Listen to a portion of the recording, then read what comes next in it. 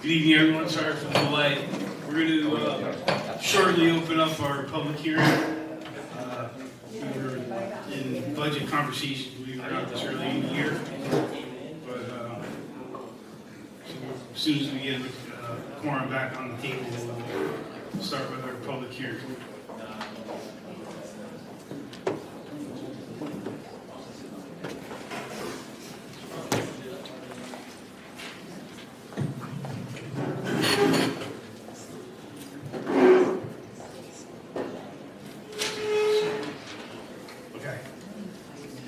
Good evening, everyone. We're going to open a public hearing regarding the amendment to allow knock boxes. Please join the town clerk, Lisa Stanley, for the Pledge of Allegiance. Allegiance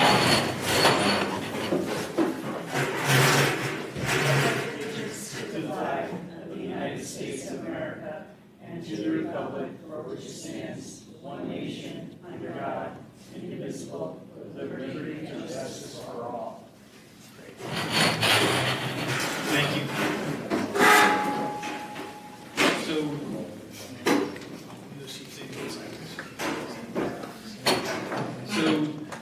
For anyone who may not know, this public hearing is regarding the installation of knock boxes, KNOX. Knock box is a method to assist first responders in the event there's an emergency at a commercial location. Part of what fire departments and other emergency service agencies do is they create pre-plans for specific areas, and when they get there, they may or may not have access to the building. With the knock box installed, that structure will be in a specific location on the building, and first responders will have access to a key that will allow them to enter into the building without the use of force. This could save time in the event that someone's inside. This also will prevent further damage without them having to break the door to secure the building in the event of a minor, maybe a carbon monoxide detection or a heat sensor that malfunction. But if there is an emergency, they'll be able to get in there promptly and safely. And by instituting this, that will become part of our fire safety protocols for the entire town. So with that, I will offer public comment on this topic. And we had Ray Mayon sign up to speak. Ray, would you like to address us?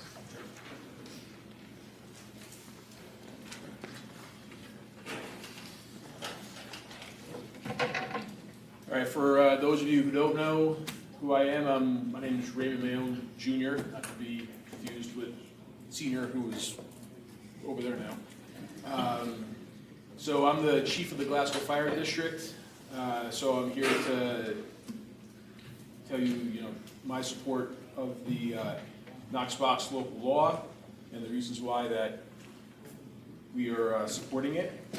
So what a Knox Box is, it's a secure wall-mounted box that allows the fire department to have access to inside the structure. Whether we have them on commercial buildings, we have them on large apartment complexes like the Birches. So inside the box is locked a master key, a key card, or anything that's significant to that structure. Only us as the fire department, the local fire department, has access to that box. So Glasgow has access to Glasgow boxes, the village access to village boxes, Centerville access to Centerville boxes. I can't go access a box in the village or Centerville. Each box is keyed to that local department through the Knox Box Company, which is based out of Arizona.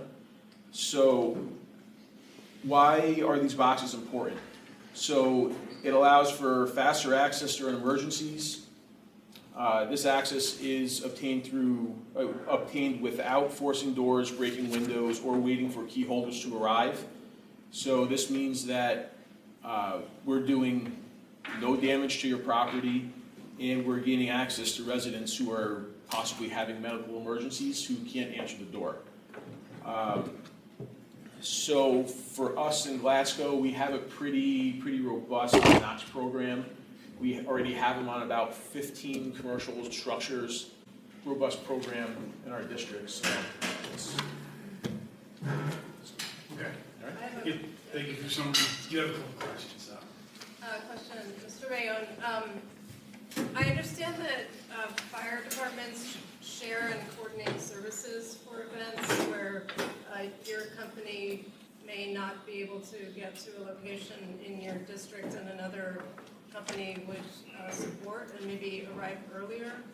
Under that circumstance, I mean, if it happens as I understand it, how do you, how would the Knox boxes be useful or functional if an outside company were to be on scene first? So they wouldn't be able to use them. They'd have to wait until either the home department got there or the home department sends a representative with the key. So that's just, that's like a safety thing on the Knox end, that the Knox boxes are keyed to that local department. So that, I can't go and open someone's box in the village when really, I would really have no reason to do that.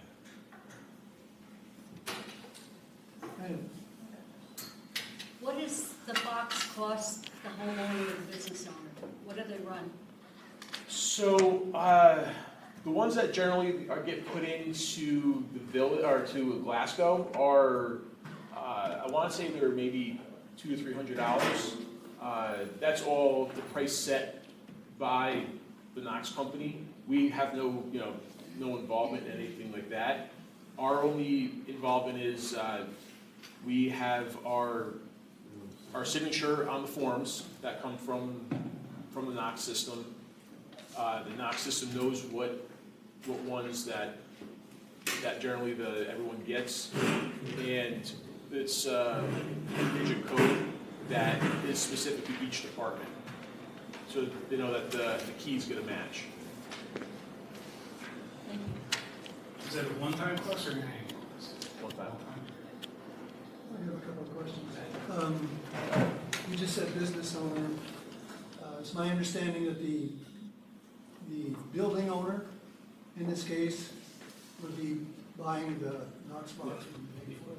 Yeah, so like, for us, in my district, I've been working with Twin Maples Plaza and Simmons Plaza to have people who own the plaza purchase a Knox box, which all the businesses then would put their keys in. So no more. So what happens sometimes, again, for us, we go for an alarm sounding at Dollar General at 3 in the morning.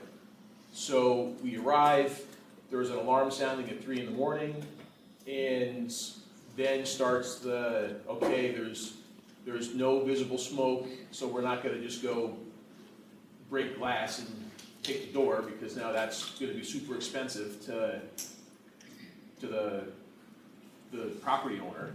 So we try to go down the list of key holders, and at 3 o'clock in the morning, I can pretty much promise you that key holders are either not gonna answer their phone, or they're gonna just make believe that they're not the key holder because they don't wanna get out of bed. So there's times that we fool around on scene in the middle of the night, sometimes for hours. Yeah, my question though was, who's bearing the cost? The property owner. Property owner, okay, thank you. And the other question I had was, is a procurement question, is Knox Box the only vendor that provides this? Well, that's the only one that I've ever worked with. My full-time job is, work for the fire department in Kingston, and we have an extensive Knox box program down there too.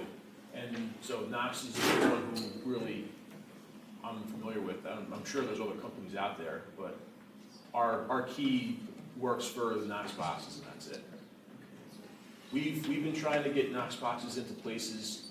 Like I said, I've been a member in Glasgow for 20 years. We've been trying, to build this program up for even before I was a member. So it's kind of universal Did anyone want to address the board regarding the proposal for knockbox that didn't sign up? All right. Sorry, Brenda, come on up. I have a question. Does this apply, I have a 3-family rental unit. Can you pull the microphone, I have they're a- directional, so you talk directly into it. I have a 3-family rental unit. Is that gonna apply to me, that I'm gonna need to put these on my house that I have?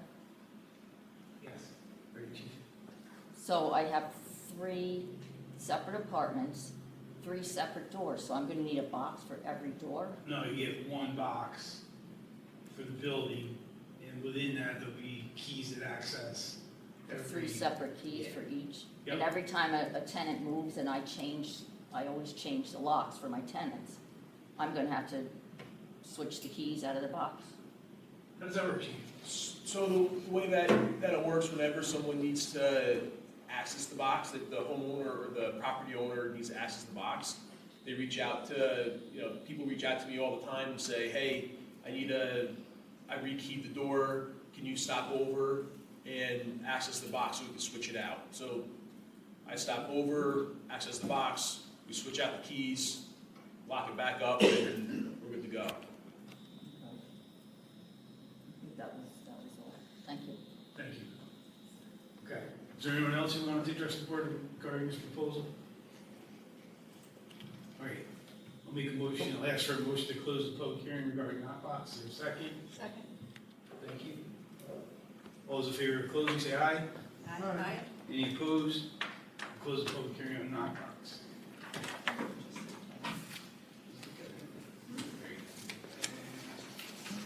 Quick reword.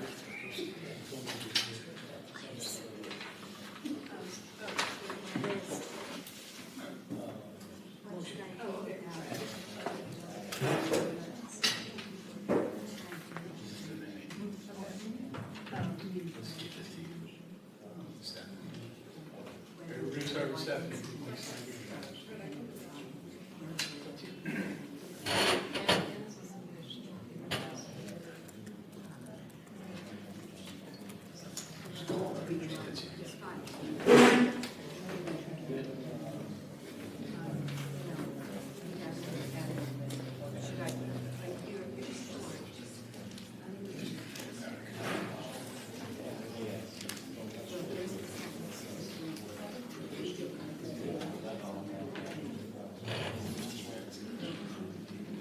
Bill, so you'll do the motion regarding John Kennedy? Okay, sure. And then I'll do, actually, Stephanie, you'll do the Bob. I'll do the post-closure. Stephanie will do the transfer station. Bill, you will do the, you okay with that, Leanne? You want to do? Okay. We're going to Leanne. Then you do Katie. And then Pete. I'll do the interviews.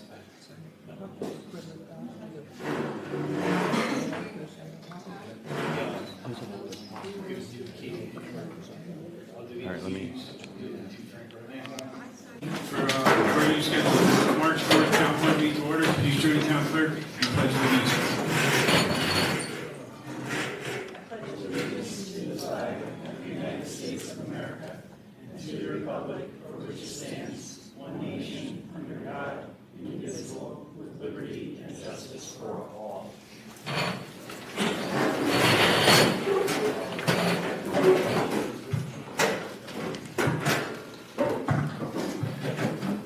So for folks who are looking at an agenda, we were anticipating Ulster County Legislator Ann Peters, who got delayed.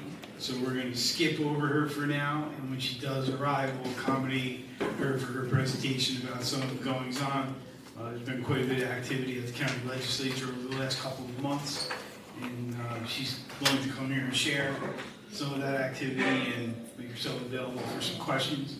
So upon her arrival, we will find an appropriate place to pause and give her an opportunity to share her thoughts and I think she's willing to take some questions as well. So I think the most appropriate thing to do now would be to open up public comment. We have a number of speakers. As per always, we try to give everybody at least 3 minutes to make your presentation. The first person who signed up was Philip Furland.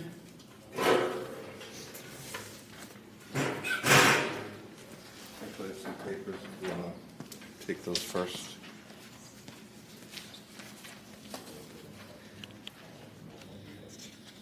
Fast enough ourselves. Thank you, Phil.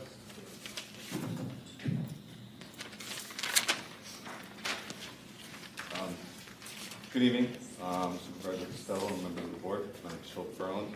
I'm a veteran. My wife's Gail is a special education teacher, and we live next door to 296 West Saugerties Road. Originally, I planned to speak tonight to urge the town to address the severe code violations and illegal commercial breeding and unpermitted RV that's in the property. However, Phil, I don't mean to interrupt, but the microphone's in direction, so if you lift it up, yep, I think we'll be able to hear you better. okay. However, I'm standing here instead to publicly thank the Assistant Building Inspector, Sean Weaver, and Councilman Michael Ivino, and the Code Enforcement Office for their swift communication, decisive actions earlier this week. Tuesday morning, actually now, Mr. Weaver confirmed that the town attorney had reviewed the situation and determined that the occupant in exchange for labor staying at the camper was illegally constituted rent. Because of this, the property is operating as an unapproved campground, and an order of remedy is officially being issued. Furthermore, we received an incredibly reassuring message from Councilman Vino, confirming that the town has actively handled the issue and that the town is using everything in its toolbox to remedy the situation. We're incredibly grateful for the level of transparency and action, and we know these processes can be complex, and we want to express our sincere thanks to the town. We also want to state that we'll be looking forward to updates and be looking at the situation too as things progress and move on.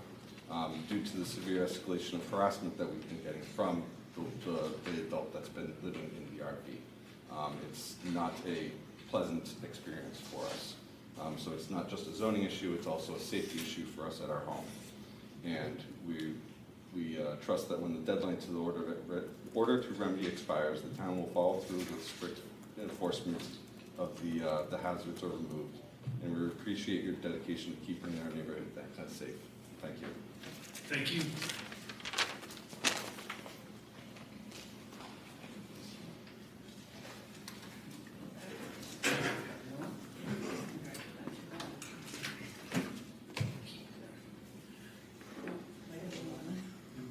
He has one. Linda Kraus.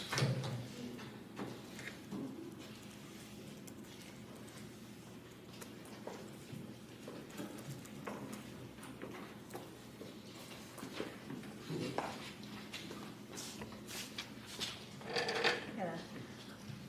My name is Linda Kraus. I have two businesses here in Newbury Market. I'm speaking on behalf of the lithium battery proposal. Can you speak into the mic? I am. So I have two businesses in Newbury Market on Main Street. I believe this isn't just about the proposed battery plant. The plant is part of a setup and the people are the lab rats. It's about the governor and the state plan to make New York 100% electric reliable by 2030 with zero emissions. I have a map here of all the best sites proposed that they want by 2030. Anyone can see this is an impossible task. Not only will our electric bills increase by $4,100 over the course of the year, it will leave us with a state depleted of natural resources, toxic water, soil, air, financial devastation, and irreversible damage to our ecosystem. And what do we do with the plant when it no longer is usable? New York State is going to be inhabitable if we don't stop it. We will be living under constant surveillance. I believe this should be a vote put to the people. In respect to the board members who are making the decision for us, what are your credentials to make the decisions? Do you have a scientific or an environmental background? Can you tell us what type of chemical compounds make up these batteries, or how many, I also have a report on that. How many towns said no to the project due to the project's to protect their citizens due to lack of knowledge and safety issues? I also have a report on that. How many fires and failures have occurred in these facilities over the nation? And I have a report on that. How much water this plant will use, and how much water do we have to give it? Can you tell us how you say this is a type of energy is supposed to be clean, and yet we're cutting down trees only to replace the land with chemical compounds? And then I have a quick read of an excerpt of an interview with Mr. Costello called Meeting the Candidates by David Gordon back in April 2nd of 2016. And just a couple lines from it. The question was, how can the board encourage economic growth? And the answer was, this is part of your answer.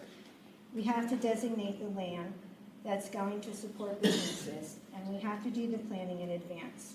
We're making these properties available for the industries the community is generally accepting of. The zoning book describes that we are not going to host some type of industry like a chemical company that could pollute our water or pollute our air. That's it. Thank you. Elizabeth Reese.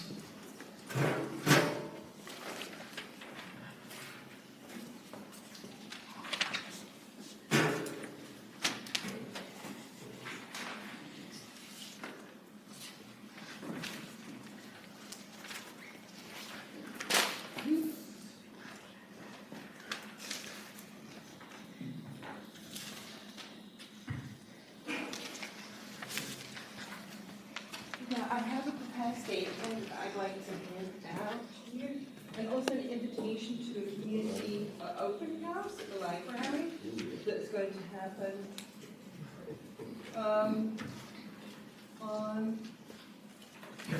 March 25th, on Wednesday. You're all welcome to come. This is going to be an opportunity for the community to have a transparent conversation about the battery facility that's coming in without having some info suasion people in. And also a class on foils, on freedom of information. Good evening. Hello? You know it's off. There we go, that's better. All right.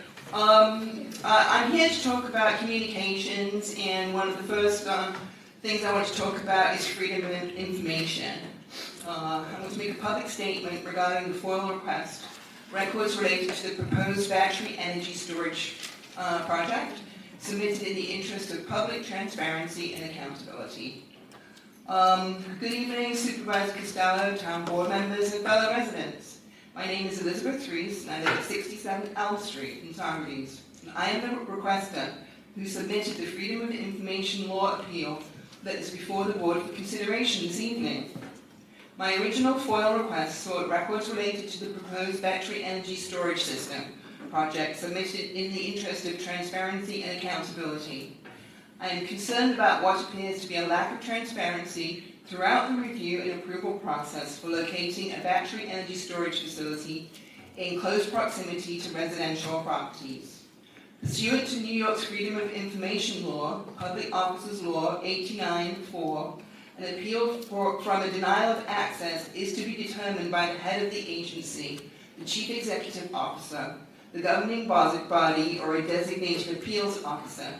In many towns, this responsibility is assigned to the town attorney or another designated individual. Per our town code, the town attorney is the appeals officer. I respectfully request that prior to any vote on this appeal, the board provide the public with an explanation of the following. The basis for the board's role in determining this FOIL appeal, rather than following the standard procedure of review and final determination by the town attorney, as outlined in Chapter 52 of the town's code, and whether this board-level determination applies to all FOIL appeals or only to certain categories of requests. Greater clarity on these procedural matters would promote public understanding and confidence in the town's adherence to both FOIL requirements and your own established practices. Thank you for your attention to this matter. I also have here, we are going to be starting classes. A transparent government is foundational to democracy. It's open government. We're going to be doing classes on the Freedom of Information Act so that our community can participate in our local government in a transparent way, and that records are not withheld when they should not be upheld. And there's also an email, if people want to email us so we can get you on the list for when we put the class together. It will be a WebEx type class. On a different matter, I'd like to talk about my recent visit to the Comprehensive Planning Committee last week. When the subject of the battery facility, or Winston Farms for that matter, came up, in my mind, I thought, what better place to go than to the Comprehensive Planning Committee so I can hear who is participating in creating the vision for Saugerties' future. When I went to the website to find the minutes, most of the minutes were missing from last year, and I had to follow up, and it was like an unpleasant experience following up, I will say. It's an unpleasant experience to be engaging in this level in public discourse, period. It's not how I saw my 2026 starting out. I was very grateful that the secretary of that committee did post those minutes, so I'm truly appreciative. So off I went to the meeting. I got to the meeting, there was no light in the door to go into the office. It wasn't until I saw somebody else going in, I even realized the door was open. It was propped open slightly with a broom. There was nothing to indicate there was any activity going on inside, but I went in because I follow people. When I went in there, I was told by the chair of the Comprehensive Planning Committee that the role of that committee, as posted on the Saugerties website, was not in fact the role, and that they had nothing to do with zoning or comprehensive planning. And also that it was not clear to me who were the current members and what their terms were. It's not on the website what their terms are, and the list of members was outdated. I did write to Lisa to ask if I could get an update of the members and what their terms were. And also, I think we deserve clarity. We deserve clarity on what the role of the Comprehensive Planning Committee is. Who are the liaisons to the county? Who are the liaisons to the state? Where is this dialogue happening? Because as a member of this community, I want to be part of this future-facing vision. I believe there's a gap, perhaps unintentionally, but it needs to be filled, and it needs to be transparent. Thank you. Yes, thank you. So just for reference, most of what you asked is available in our organizational meeting agenda. The appointees to the Comprehensive Planning Committee are listed, as well as the liaison, and also I believe the appointees to the county planning are listed in there as well. Then the website needs to be updated. May I respond to that? Excuse me, I'm not having a dialogue with other members of the public. It's my public statement. It was directed to the board. Yeah. Okay. Okay. So. Yeah, we're gonna have options to speak. Do you want to say something? All right. All right, Sam, you raise your hand if you'd like to address the board, you're welcome to do so. And obviously state your name, even though I stated it ahead of time.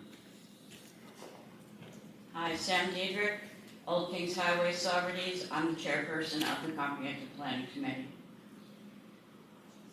We are going through changes in the Comprehensive Planning Committee. We have never been the ones who updated the comprehensive plan, and we are discussing a new mission statement. We have, over the past 20 years, had a change of members. Everyone on the website is a current member, except for Aiden, who is resigning tonight, and Katie's going on. And that's where we're at. Thank you. Thank you.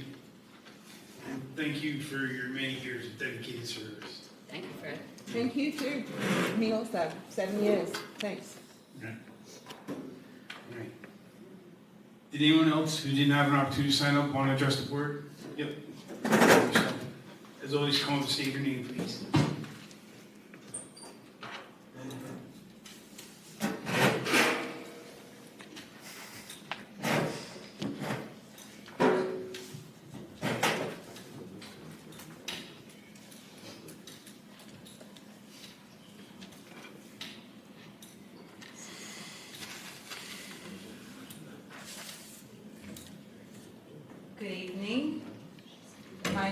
Dia Mansbach. I live in West Saugerties.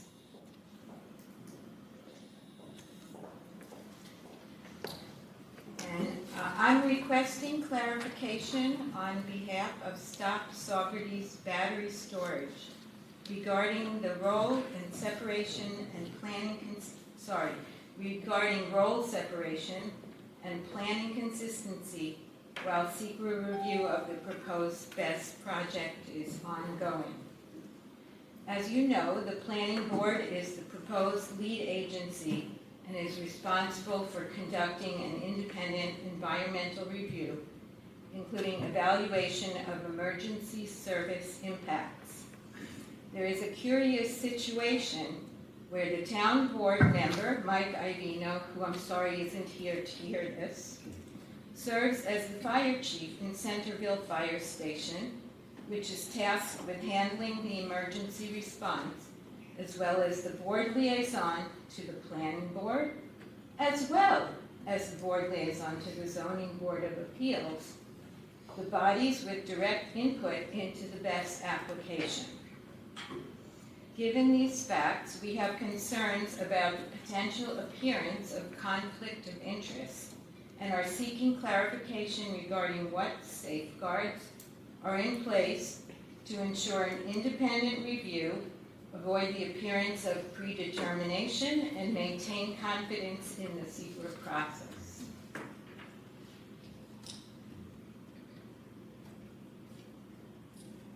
I also want to add, as a town board, you are our elected officials, and as such, we have the right to know your positions on this project.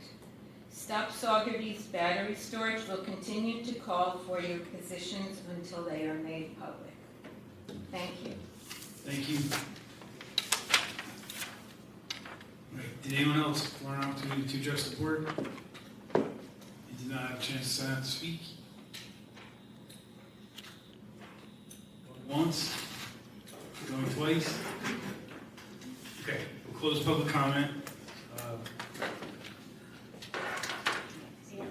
Legislator Peters has arrived, so we're going to give her opportunity to do privileges of the floor and share some of what has been going on in the county in the last couple of months. And you're welcome to go to the podium.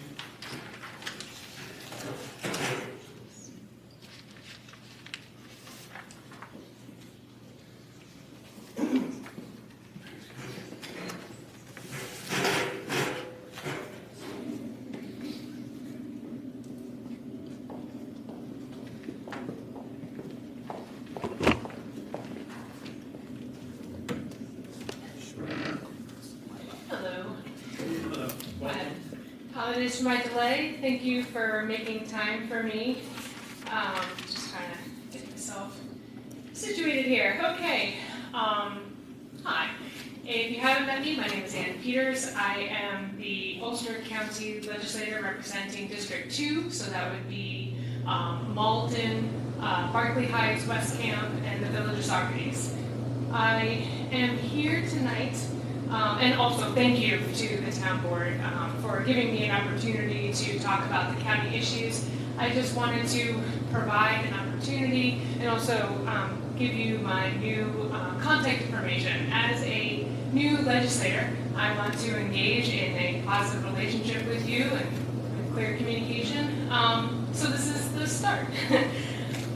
There are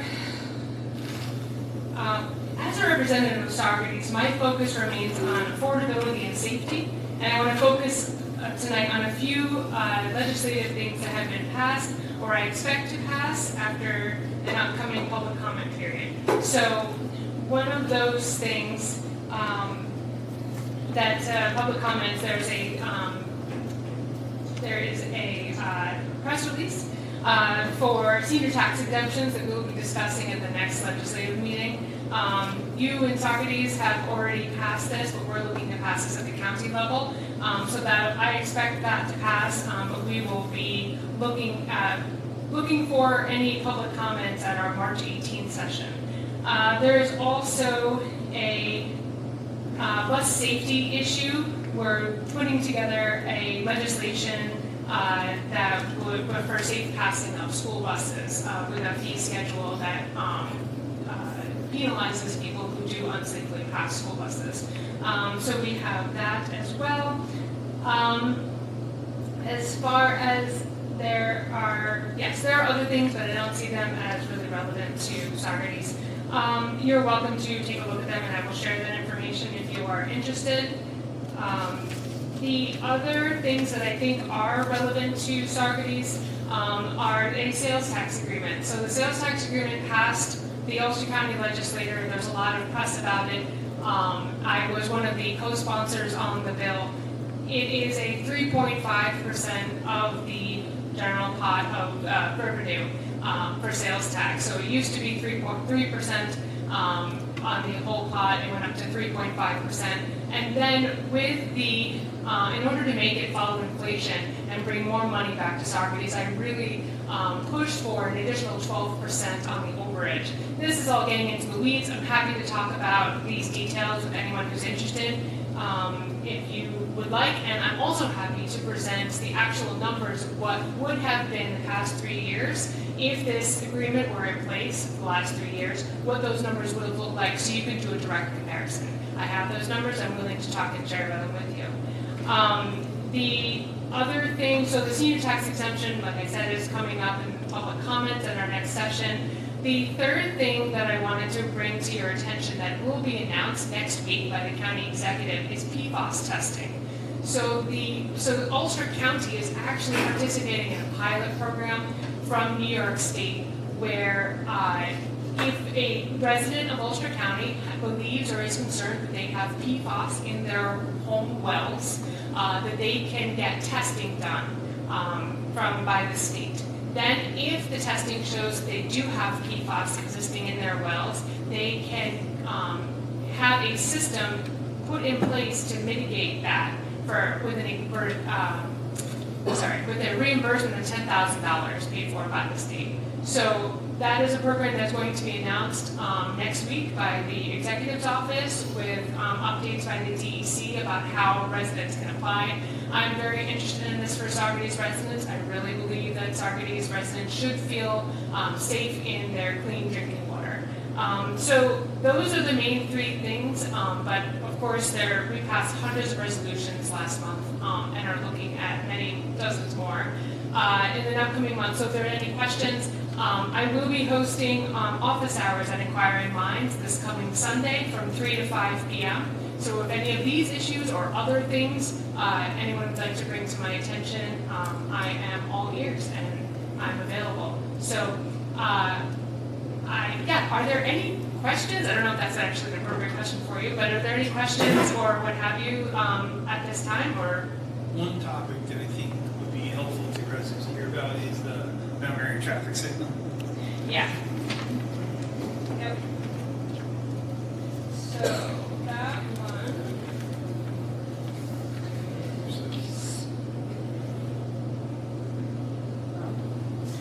Okay, pursuant to section 1174A of the New York State Vehicle and Traffic Law, Ulster County may create a program to impose monetary liability on vehicle owners who fail to stop for a school bus while lights are flashing and crossing arms are extended.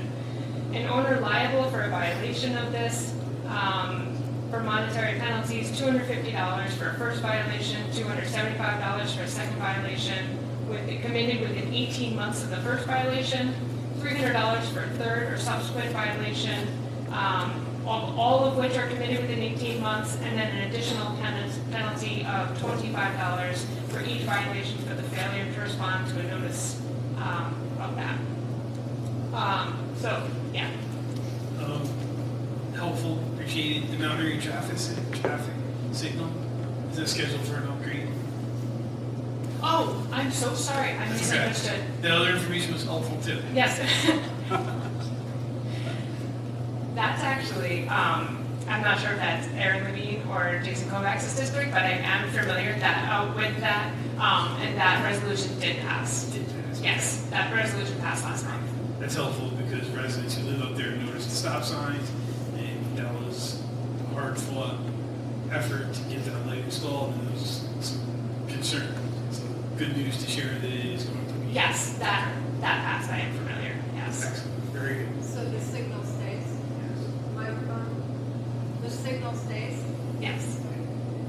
I am not fully familiar with that, but it's my understanding that yes. It does. Okay. Very good. All right. Does anyone in the audience have a question? Legislator Peters? I think it would be great to come and visit you on Sunday between 3 to 5. I really appreciate you making yourself available. It's the first time in 7 years I've ever seen a legislator come in. So I hope this is a recurring thing, like maybe quarterly or something, because I would like to know what's going on. It's hard to find out what's going on. Absolutely. So I am actually working closely with Aaron Levine, who's the legislator for District 1. So for anyone who's not familiar with these things, District 2 is Saugerties east of the Thruway and north of Suits is a real easy marker. Then District 1 is Saugerties west of the Thruway.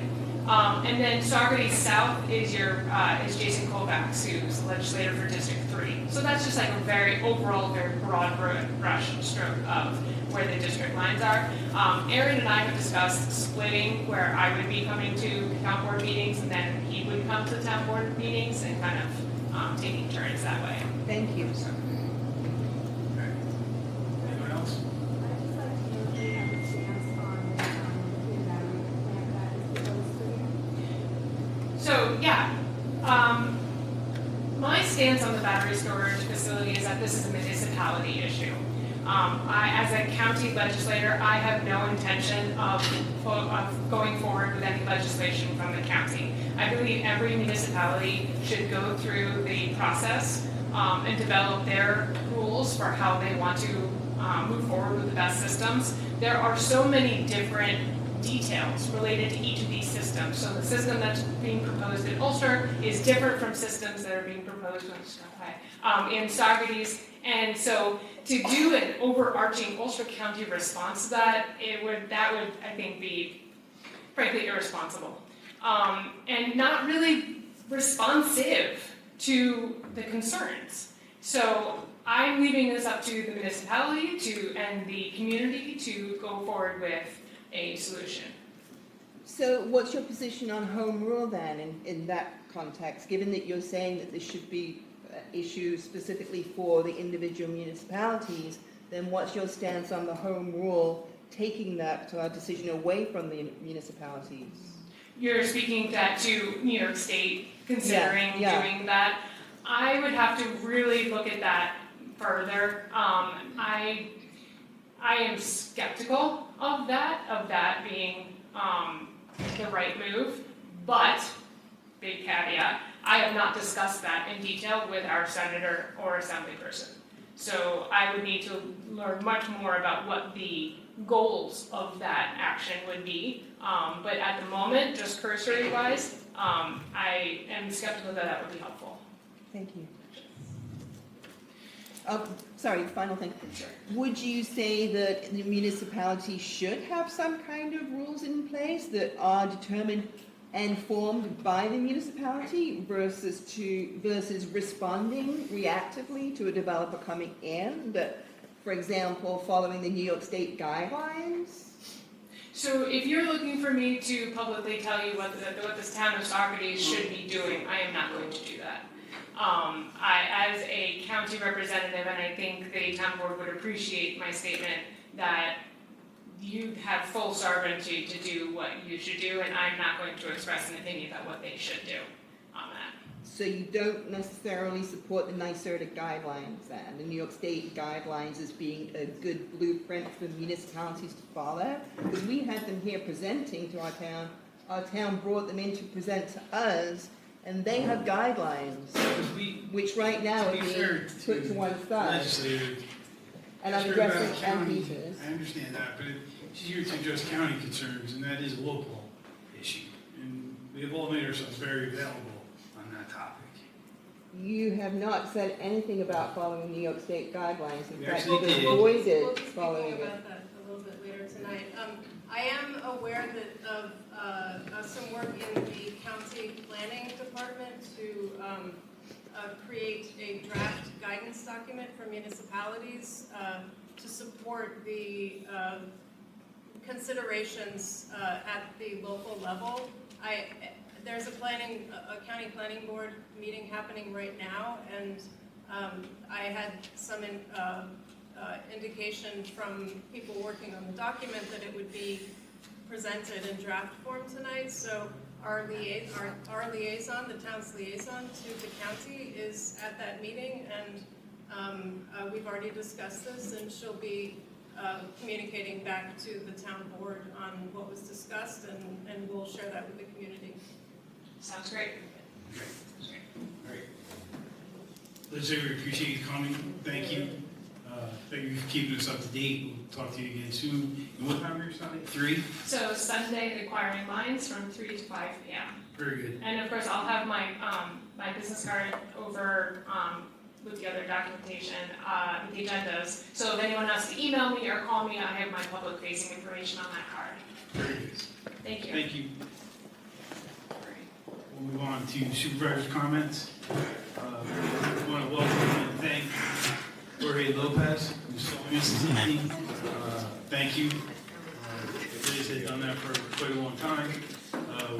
Exciting. We have a number of meetings coming up. Just sort of what we have to share about reimagining how TV 23 has been used. We accepted the resignation of a long-time coordinator, Anastasia Redmond. Yeah, last meeting. So there will be some pretty dramatic changes. Anastasia did a great job for her years with us. Streaming and other things have kind of begun to replace traditional TV. So we're very much looking forward to trying to catch up with the times and try to make these meetings more accessible for folks who can't spend time here with us. All right, move on for approval of minutes. Pre-board meeting of 2/11/26, town board meeting of 2/11/26, public hearing of 2/11/26 regarding the adoption of a local law to amend public hearing notice procedures for the zoning law. And that's it. Is there a second? Second. Discussion? All those in favor say aye. Aye. Any opposed? Motion will carry. As for approval of bills, general fund, $163,844.47. General outside village, $17,635.69. Highway, $44,806.06. Ambulance district, $1,283.96. Lighting district, $139,734.42. Sewer operation and maintenance, $33.50. Malden Sewer, $2,142.98. Water operation and maintenance, $4,627.10. Trust and agency, 0. Central Hudson, $2,191.42. Is there a second? Second. Thank you, Mr. Barr. Discussion? All those in favor say aye. Aye. Any opposed? Motion bills carries. Start with department head reports. Mr. Young? Tonight, my assistant is going to give the report. Mr. Lowry then? Good evening. We've had a busy last couple of months with the snow and the temperatures being so cold, but for the last 2 months, we've been 2 men short, and all our guys have been doing above and beyond. Great job. As of right now, we're still having a hard time with our salt shortage. We're hoping next week we'll be caught up to that. But our salt barn's been full for the last 2 months, and we was planned accordingly the whole season. With this nice weather being said, we'll be out doing a lot more road work, yard cleanup, and we're thinking spring here, so it's pretty cool weather. Thank you. Thank you. Chief?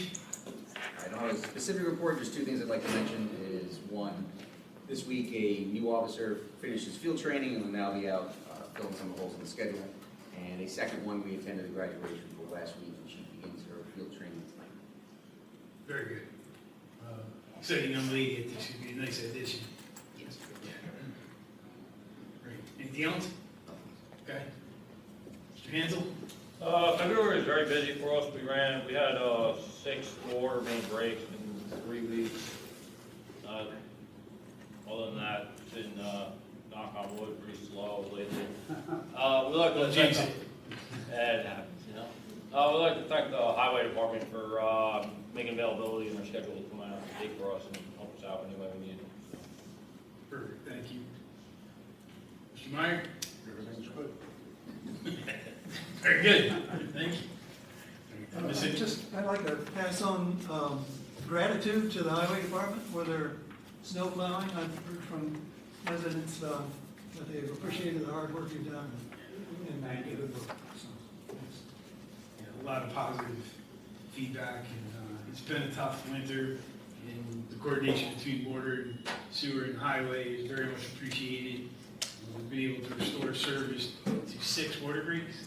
Yeah, 6, 7 if you include the one in January, but, yeah. We had 3 boil water advisories going all at the same time, all of our temperatures came back clear from all of them, so they were just put as a caution, with water being off for a certain amount of time. As a protocol, though, we have to get 2 in 24 hours. I had to get, I gotta do 2 samples, either within 24 hours of the break, and then 2 samples following that. First set of samples, and when they both come back clear, then we can lift the water advisory. The water main break that was on 9W after you go over the bridge going up the hill, that was a village issue? That was a village. Okay. Looked like a big sinkhole on one side, and then the next day it was on the other side. The main blew out, and the way it cracked, it just pushed the water across the road and came out one side, but it originated just from one side of the road. It just took out a lot more land than it anticipated. All right. Go on to board committee reports. Thank you, guys. Mr. Barr? Yes. As some of you know, I've started to look into short-term rentals, looking at the data we have in the village, not the village, sorry, in the town, both permitted and non-permitted. Also utilizing Granicus, which is the county's database. And I'm just, as part of interest I had coming into this job, to look at short-term rentals to see what their impact may be on long-term rentals. They also supply, furnish an important function to tourism, recognizing that. I talked to the Housing Advisory Committee. Stephanie will talk about that a little bit. So moving on. The Assessor's Office seniors have until 1st of May, I believe it is, to apply for the extended the period to apply for the enhanced star exemption taxes. Moving on to the library street fair will be on 30 May. The library also has kits available for citizens to check their homes for climate efficiency. It's software that goes into your smartphone. Looks pretty cool. And they're also offering free classes in sign language, which is something I took years ago, and it's a lot of fun. The Conservation Advisory Commission, they skipped the chair of that committee, talked to us in January, I believe it was, and he didn't have enough time to complete his comments. One thing that he wanted to have addressed was relates to Winston Farm and the well capacity issue and the threshold for that. And he said he pointed out the DEC requirement is for communities to have a backup water supply, which may have an impact on what the threshold is. It's a complicated issue, but we should make sure that that's addressed. Pardon me. The CAC is also looking to complete the zero waste implementation plan that was never completed. They are also still working on a best white paper, and they did finalize the community climate action plan. That was the climate spark report. So that's all I have. Thank you, very good. Ms. Fleury? The The TV 23 committee met recently, and every member was there. It was so nice. We had a full house. Mr. Lopez has volunteered to be our new media coordinator here for filming, and the topic of discussion really was taking a look at where do we go now with TV 23. We have a meeting that was supposed to happen this week, but because of a conflict on Granicus's part, it's been rescheduled. But this is a company that the city of Kingston deals with for basically their short-term rental, as Bill just said, compliance laws and monitoring, and they take care of digital services there. I know they work well with the city of Syracuse, and they're a national corporation, and they have the technology to be able to come in and remotely film meetings like this and get it out online, basically. So we're going to be having a Zoom session with some members of the board and members of TV 23, and taking a look at how this could best serve the village and the town moving forward. Saturday morning we had a great session. Mr. Lopez had two local friends who are involved in very artistic productions, and they had a tour of the studio and have some ideas about programming, which has always been a topic at TV 23. What can we do to get programming? So they are going to be coming to the March meeting and presenting some ideas and having a discussion with the TV 23 committee. As far as the STAC committee, I have kind of done a walking tour of businesses on 9W to give them a sample letter that can be submitted as a support letter to our TAP application for funding to construct a side path on 9W on the west side of the 9W corridor from the village line down to the traffic light by Route 32 and 9W. And it was interesting in talking to the various businesses and people who walk that area, the amount of traffic that's there and the amount of people who walk and use that as, that's their main route. They walk to the bus stop. They get the bus stop in front of Steve Hubbard's building. They get the bus stop down by the diner. Even though the Veterans Center is not part of the plan, and talking to some of the veterans that were there, they said absolutely, just because they're familiar with the traffic in the area, it's something that's really needed. So I brought a template letter with me tonight that if any of you in the audience feel that this is something that would really benefit the residents of the village and town, you could take it. All you have to do is scan it and email it back to Terry Wood, our secretary at Town Hall, and she will put all the letters that come in into the application that will be submitted next week by our planner. So it's very simple, if you'd like to participate. The staff meeting meets next Tuesday night, and that's kind of their big, finally getting that in. We didn't make it the first time, we didn't get it, the money went to the metropolitan New York area and upstate New York. So I understand the town of Woodstock is submitting, I don't know what their project is, but they're submitting for a TAP application also. So it's very competitive, but I think we have a good case to present that this is something that the residents of the community could use. We did submit for the Bristol Beach Trail Grant through Greenway, that's in. Hopefully by the end of the month I'll be able to report some positive news that we get the funding to move forward with the development of the three trails that the grant would help provide funding for. And Community Foundation, we're looking ahead to July 4th weekend. There will be a food truck festival in front of the large pavilion. And we're also going to partner with it as a craft fair also. So there'll be music, there'll be a food truck festival, and village, they were doing their fundraiser. We're going to be doing one for the Splash Pad project on May 21st. It'll be at the large pavilion, and something to look forward to as the weather warms up and the fields are busy with softball and baseball games. Thank you. Ms. Bassler? The HUD office in Saugerties is federally funded, and it supports right now 127 households.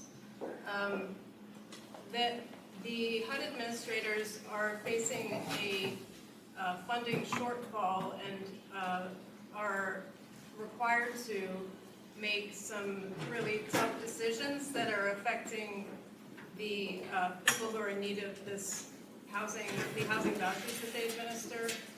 They cannot admit new recipients, and they cannot make reasonable increases in rent payments. It's incredibly difficult for the HUD administrators to have to constrain the benefits that they are trying to distribute to families in Saugerties, and it certainly has affected the families who are in need of this support. And I am in close touch with the administrator.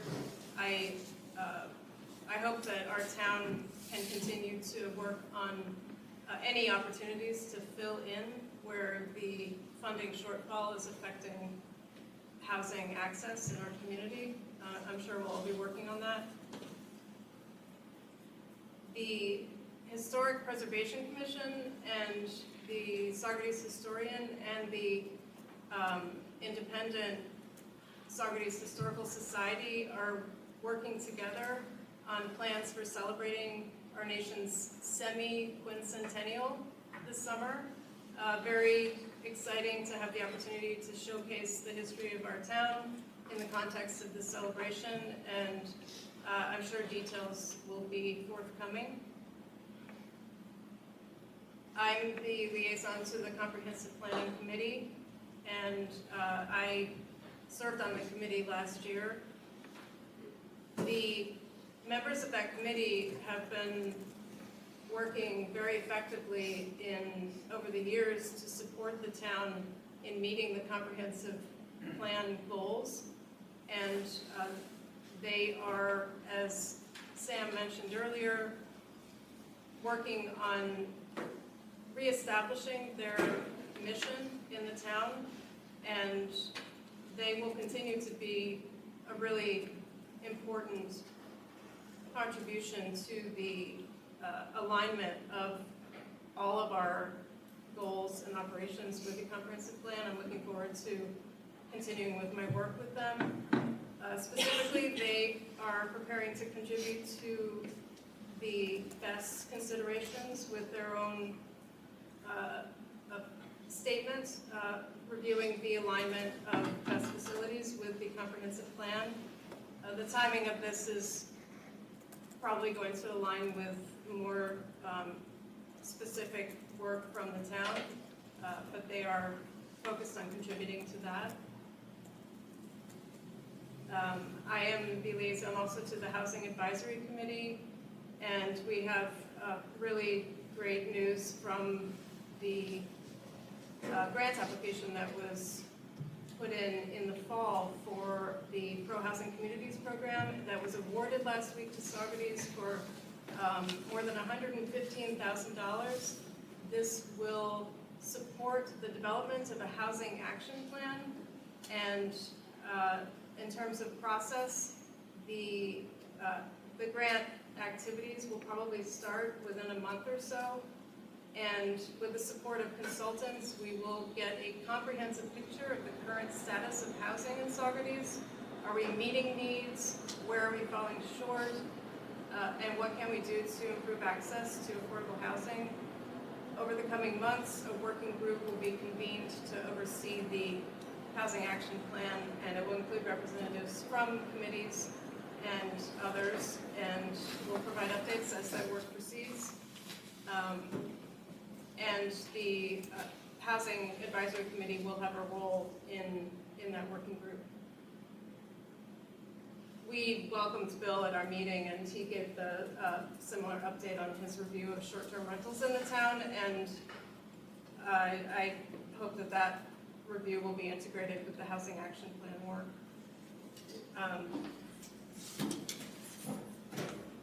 Lastly, I have a report representing the town board's work to date on the regulation of BESS installations in the town.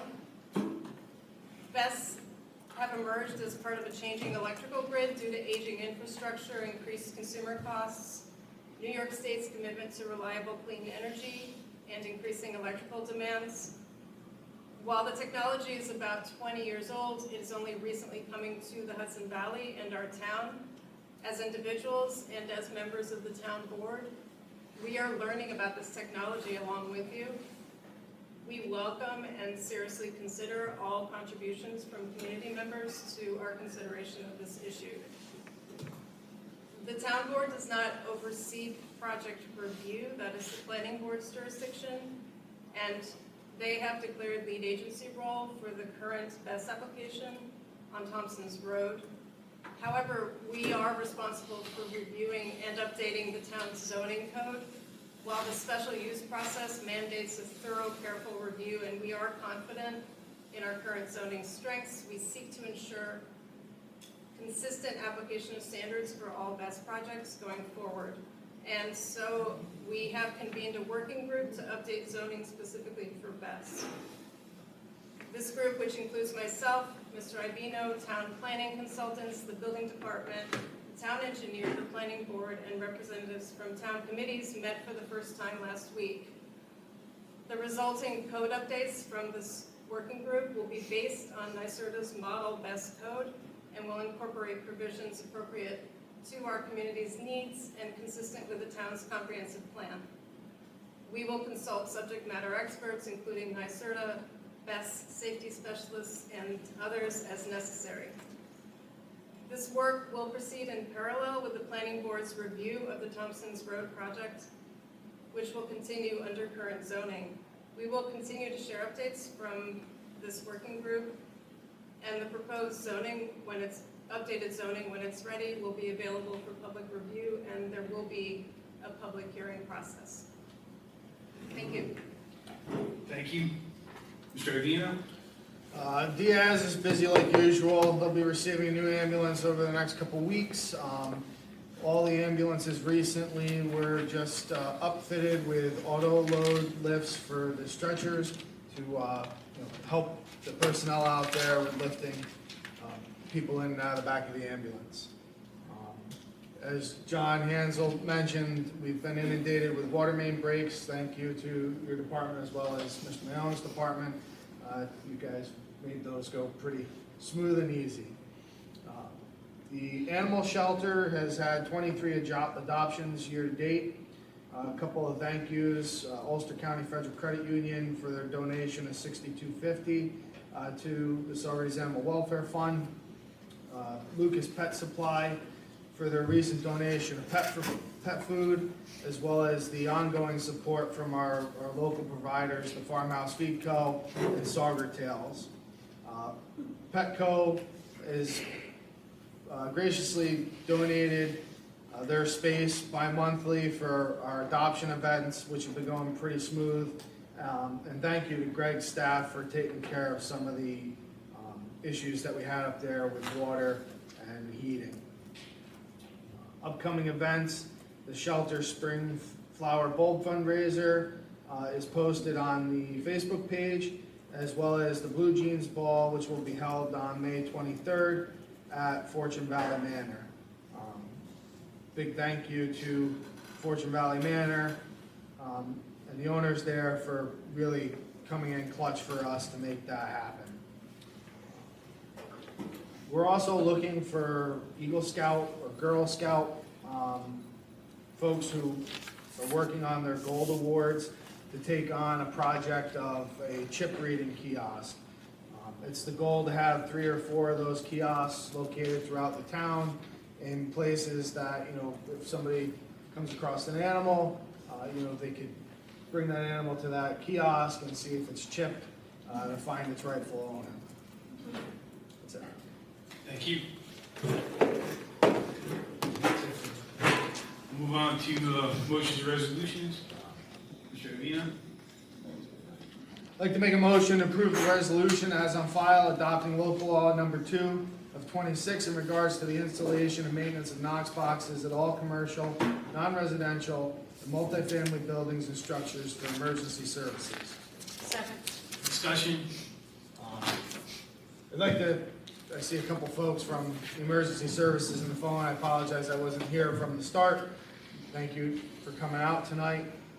I think this is a big stride for us in the emergency service field that will help us better provide a service to our community as well as save property owners, you know, potential damages and loss to their property in the event that, you know, we need to get inside of one of the buildings or so on and so forth in the event of a call.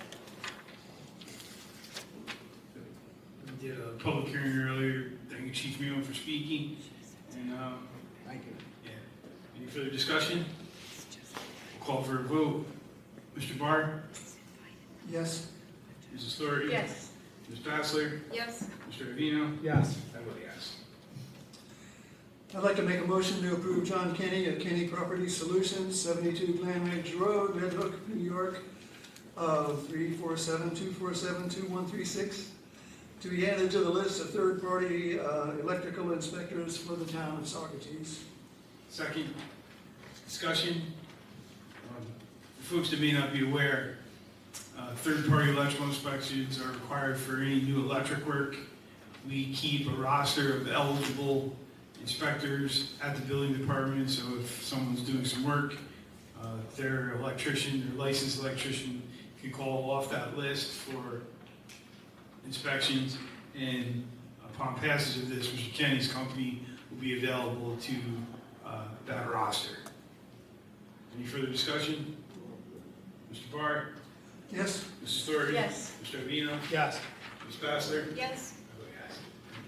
I'd like to make a motion to approve the Empire Testing Solutions, 1180 High Hill Road, Earlton, New York, 12058, 518-265-1613, owner Michael Vader Jr., to be added to the Town of Saugerties Energy Code Compliance Inspectors List. Second. Discussion. Very similar.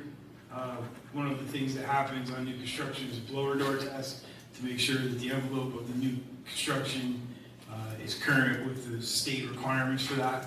And we also maintain a roster of that. So this will be added to that roster for folks that are involved in a construction project. Any further discussion? Mr. Barr? Yes. Ms. Doherty? Yes. Ms. Bassler? Yes. Mr. Avino? Yes. I vote yes.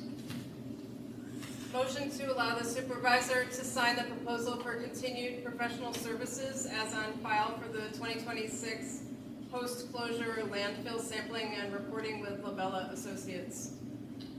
Is there a second? Second. Thank you, Mr. Barr. Discussion. Since the landfill was closed in the late 90s, or the early 90s, late 80s, one of the responsibilities the town has is to monitor the quality of the groundwater in and around the landfill. And we hired Labella to do that. They've been great partners. They've also been good partners in the ongoing study related to the discovery of PFAS in that area. So we're actually welcome the news that was shared by Legislator Peters earlier regarding the opportunity for continued testing and perhaps some on-site treatment for some of the residents that have been impacted. That will close the concern for those folks that have been involved in that for a number of years. So that's welcome news by the county. Any further discussion? Mr. Barr? Yes. Ms. Doherty? Yes. Ms. Bassler? Yes. Mr. Avino? Yes. I vote yes.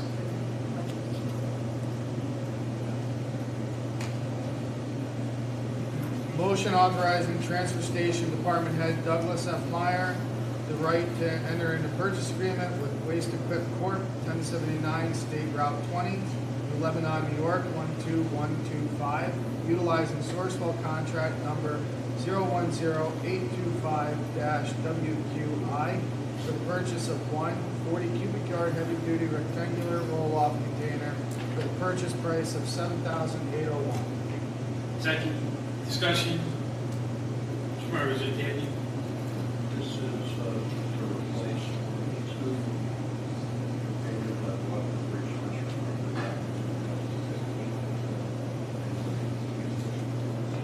Okay. Oh, given it's over 10 years old, They were slated for scrap. we did pretty well. All right, any further discussion?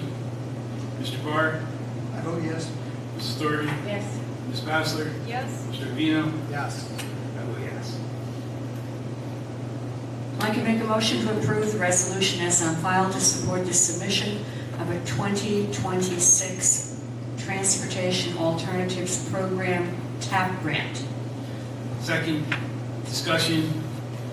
You talked about this before. Basically, this is the grant that would enable us to have a side path on the west side of 9W from the village line, basically where sidewalk ends as you come up the hill over the bridge, down 9W to the intersection of the traffic light. And it would allow for a pathway that would provide for bicycles, pedestrians, wheelchairs, baby carriages, shopping carts, anything anybody wants to push along there. And if you've driven that corridor, you know that a lot of people walk. And the track team will be starting jogging down there probably within the next week or two. It's an area where there have been pedestrian accidents. There's been motor vehicle accidents on there. Sometimes you feel like it's the International Speedway. Plus, we have a situation where there's a lot of traffic. You know, try to get out of Overbar Street or at the end of getting out of the shopping center at between 3 and 3:30 when the school buses are out. You can sit there for 20 minutes. So we applied for this once before, we didn't get it. As I said, I have a template letter here. All you have to do is scan it and send it. And the more letters they get, maybe it'll help whoever makes the decision to see that this community is behind us. Okay, thank you. Any further discussion? Mr. Barr? Yes. Mrs. Thornton? Yes. Ms. Bassler? Yes? Mr. Avino? Yes. I vote yes. I'd like to make a motion to appoint Katie Hammer to the Comprehensive Planning Committee for the remainder of 2026. Second? Discussion. We welcome Katie's interest back to the commission. Their committee's been very active over the years. And, a lot of longstanding members that have dedicated many years of service. It's exciting to welcome some new folks. I know Katie's going to be a wonderful addition, so we're excited. I agree, and I've enjoyed the opportunity to get to know Katie in the meetings, and that we'll be working together going forward. Any further discussion? Mr. Barr? Yes. Mrs. Thornton? Yes. Ms. Bassler? Yes? Mr. Avino? Yes. I vote yes. Motion to accept the resignation of Aiden Hughes from the Comprehensive Planning Committee effective February 24th, 2026. It's my understanding that his... Discussion. I'll second, and then we can have discussion. That's okay? Okay. It's my understanding that Aiden, whose contributions have been immense to the committee, has obligations that won't allow him to continue, but we really do appreciate his time and leadership in the group and wish him well, and we'll continue the work that he's been involved in. The joke on the committee, in the past when Aiden had thought he would like to step aside from his committee assignment, we'd say, no, Aiden, you can't. You're the only person on this committee under the age of 45. We need a youthful point of view. Aiden, because of his, as Stephanie said, his work obligations, has chosen this time to say goodbye to the Comprehensive Planning Committee, but he served as an invaluable member of this committee for many, many years. As a village resident, he could give a point of view a little bit different necessarily from someone that didn't live in the village. And he was a part of a very strong, sound voice, a mediator at times over the years when we had rather lively discussions on things. He brought a lot to the table. And, you know, I know he's very conscientious and, you know, really as a member of that committee, I think all of the members who are here tonight can say we appreciated his input and we'll miss him. And welcome aboard to Katie. Thank you. Any further discussion? Mr. Barr? Yes. Mrs. Doherty? Yes. Ms. Bassler? Yes. Mr. Avino? Yes. I vote yes. Motion to accept the resignation of Frank Orlando from the assessor's office effective 2/27/26. Second, discussion. Frank was our assessor for, I believe, 18 years. Which is pretty extraordinary in the world of assessing. He was transformative upon his arrival, doing a reval and maintained as through trending as 100%. I know that falls with some angst amongst most folks, but that has benefited Saugerties residents in many ways. And statistically, we can show that homes that have been maintained at 100% generally pay more but pay less than common homes in other communities paying for the same service. So we're grateful for Frank's leadership. He kind of became the go-to person in the assessing community in Ulster County, especially regarding trending. So thank you for his many years of service with us and wish him well in his retirement. Any further discussion? Mr. Barr? Yes. Mrs. Doherty? Yes. Ms. Bassler? Yes. Mr. Avino? Yes. I vote yes. Motion to terminate the employment of Corey Litz from a full-time motor equipment operator's position at the Highway Department, effective February 10th, 2026, as per the recommendation of Raymond Lyon, Highway Superintendent. Second. Discussion? Do I have anything? Okay. All right. Any further discussion? Mr. Barr? I vote yes. Mrs. Thornton? Yes. Ms. Bassler? Yes. Mr. Avino? Yes. I vote yes. Motion to hire Christopher Wiltbank as a full-time motor equipment operator at a rate of pay of $31.33, effective March 5th, 2026, as per the recommendation of Raymond Mayon, Highway Superintendent. Second. Discussion? Does it throw for anything? I just think he'd be a very good addition to it. He's very versatile on a lot of different things. So he's anxious to come. He's got good values. Very good. Any further discussion? Mr. Barr? I vote yes. Mrs. Thornton? Yes. Ms. Bassler? Yes. Mr. Avino? Yes. I vote yes. I'd like to make a motion authorizing Superintendent of Highways Raymond Mayon to piggyback off of the Town of Mamakating, Wardsboro, New York bid award dated April 18, 2024 with Amthor Welding Services Inc. for the purchase of one new 2025 Navistar model HV 507 six-wheel plow truck at a purchase price of $284,800. Purchase of this truck is pending the final award of the 2026 New York State DOT CHIPS grant program. Annual allotment, if sufficient funding is awarded, it will be paid for with CHIPS. Account code DB03-5110.463. Is there a second? Second. Thank you, Mr. Barr. Discussion? Are you going to replace We're one going to of replace the one older? of the main plow trucks. We have quite a few trucks that need replacing. They're starting to get up in age. So you do one every year, every other year. It wouldn't be as bad. Any further discussion? Mr. Barr? Yes. Mrs. Thornton? Yes. Ms. Bassler? Yes.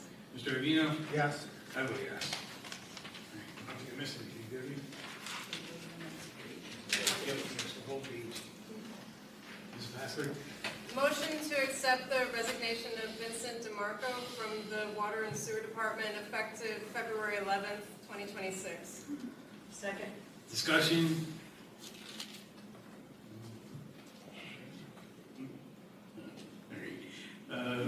Call for a vote. Mr. Barr? Yes. Mrs. Doherty? Yes. Ms. Bassler? Yes. Mr. Avino? Yes. I vote yes. Motion to authorize the supervisor to sign the agreement and general release between the town of Saugerties and Vincent DeMarco pending town attorney approval. Second, discussion? Mr. Barr? Yes. Mrs. Doherty? Yes. Ms. Bassler? Yes. Mr. Avino? Yes. I vote yes. Motion to allow the supervisor to sign the product integration agreement between Brand in Entertainment and the town of Saugerties pertaining to the ice rink pending town attorney approval. Second, discussion. There is an independent film company interested in using the ice rink for part of the production they're doing. We have gone back and forth a couple times with draft of a use agreement. We're doing it at a time where it won't be disruptive to leagues or the open skates that take place at the rink. We may lose a couple open skates. But, we tried to minimize the impact it's going to have. Rob Kleeman, the director out there, has been very sensitive to that and welcomes this particular use of the facility this late in the season. So hopefully the attorneys have this ironed out and we'll be doing that small independent film later this year. Any further discussion? Mr. Barr? Yes. Mrs. Thornton? Yes. Ms. Bassler? Yes. Mr. Avino? Yes. I vote yes. I'd like to make a motion to deny the FOIL appeal filed by Elizabeth Reese on February 22nd, 2026, on the grounds set forth in the letter provided by George W. Redder, attorney for the town of Saugerties, to Elizabeth Reese, dated March 2nd, 2026. Second. Discussion? Call for a vote. Mr. Barr? Yes. Mrs. Thornton? Yes. Ms. Bassler? Yes. Mr. Avino? Yes. I vote yes. All right. Now, did I miss anything? I'm good now, thank you. All right. All right, thank you, everyone. Our next scheduled meeting, I'll make a motion to adjourn. Is there a second? Second. Thank you, Ms. Bassler. Discussion. Our next scheduled meeting is Wednesday, March 18th, 2026. Pre-board meeting will be at 6:30 p.m. Town board meeting will be at 7 p.m. Thank you all for coming. Call for a vote on closing. All those in favor say aye. Aye. Any opposed? Tonight's meeting is closed. Thank you all. Of course, if you're opposed to adjournment.